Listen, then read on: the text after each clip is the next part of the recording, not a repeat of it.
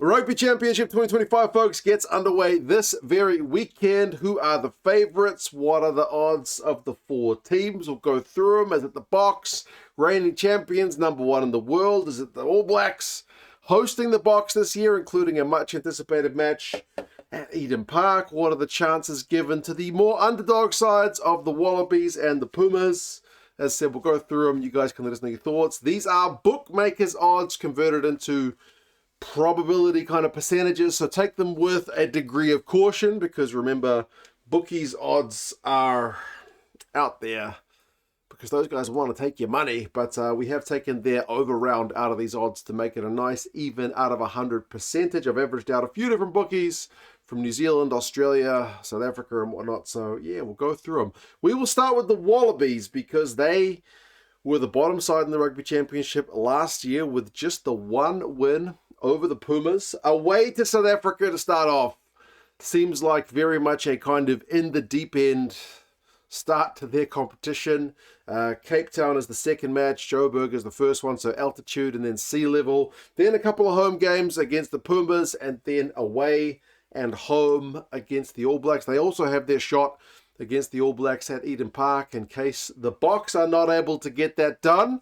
The Aussies will get a shot at that record as well. But where are the Aussies on the list of probabilities? 8%. 8% chance of winning it, which is paying at around about $12.50 or whatever local currency you are using. So not the biggest of the underdogs, although I should note that the New Zealand bookies have the Aussies bottom. It's the other bookies around the world which seems to have the Aussies as potential third finisher. What I do like about the Aussies is they've just come off the back of the Lion series, which in terms of intensity is probably higher than the Pumas taking on England B with their, or England minus their Lions, with their own kind of slightly experimental side, probably higher intensity than the All Blacks up against the French B team, and higher intensity than the Boks against Georgia and Italy. So maybe the Wallabies come into this one a little bit sharper, battle-hardened, but either way,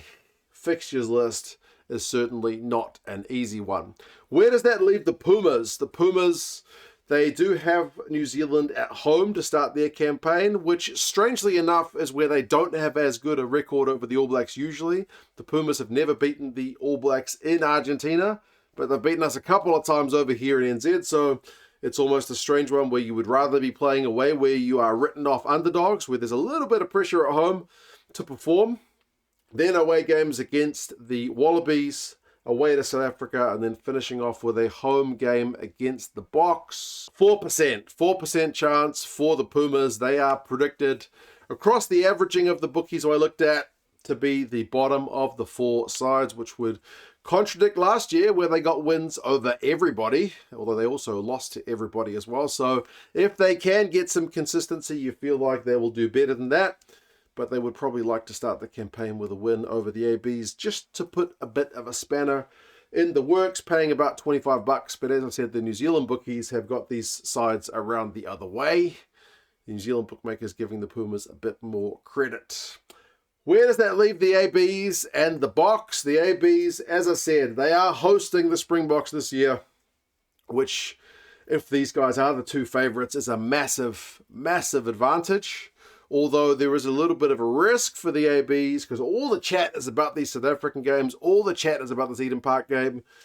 Can't take the Pumas lightly. And remember, the All Black squad does feature a number of players who are unavailable for the start of the Rugby Championship. They should have some of the big guns back for South Africa. But initially, there are a bunch of players like Cam Roigard, a couple of the props and whatnot, who will not be available initially against Argentina. So got to get through the two away matches against Argentina first. Boks at home, then Aussies at Eden Park, Aussies away in Perth.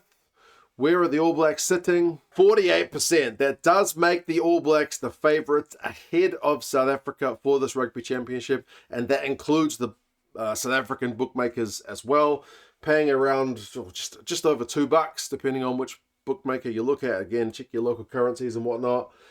But yeah, All Blacks go into this one as ever so slight favourites. For the Boks, as I mentioned, home games against the Wallabies, they'll need to be sharp from the get-go because the Wallabies did prove to be kind of improving across the course of that Lion series. Then the big games away at Eden Park, you feel like Russie, because he's already won 2 World Cups, he's won Rugby Championships. Like, winning at Eden Park is genuinely something new, something he has not done before with the Springboks. That is absolutely going to be a massive focus for him. So whatever he's got in plan or in store up his sleeve, you can bet it's going to be in that 3rd game of the Rugby Championship for the Boks. That is certainly one to look forward to. Then Wellington, home against the Pumas, and then away to the Pumas to finish things off. You feel like the Boks, if they are going to get the Rugby Championship title defended, hold against the Aussies and need to win at least 1 over here in New Zealand. If your maths is any good, 40% chance for the Boks. So very little, like $2.50 compared to just over $2. Not much in it between the All Blacks and the Boks. Essentially your 2 favourites and your 2 underdogs. As I said, there's not a heck of a lot of difference depending on which bookmaker you look at, other than the fact that the New Zealand bookies seem to have the Aussies and the Argentinians around the other way. Everyone pretty much has it as the All Blacks as marginal favourites, the Boks as marginal second favourites, and then there's a big gap between these 2 and the other 2. But what do you guys reckon? Do you think it is just a 2-horse race between the Boks and the All Blacks? Are we getting a little bit complacent on the Wallabies and the Pumas? Because as I said, there's so much focus on these 3rd and 4th round games. If the Wallabies or the Argentinians can get a sneaky wee upset in rounds 1 and 2, it puts an absolute spanner in the works for the rest of the competition. But you guys, let us know your thoughts. How do you think this year's Rugby Championship goes?